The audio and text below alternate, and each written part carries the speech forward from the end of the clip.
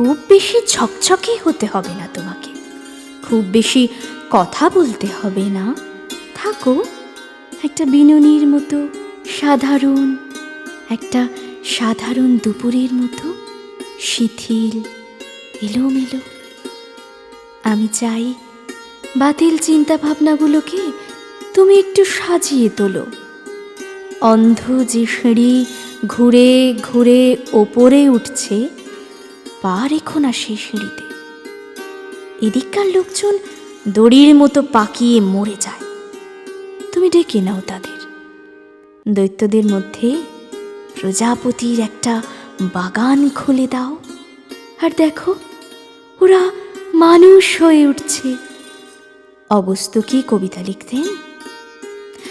মানসিক অশান্তি আর আর্থিক অপচয়ে ফুরিয়ে যেও না, ফল খাও বিকেলবেলা। আর যে লোকটা দুবেলা শুধুই তোমার পিঠ চাপড়ে দিচ্ছে, হেসে একটু বলো যে তুমি তুমি তাকে আপাদ মস্তক চেনো।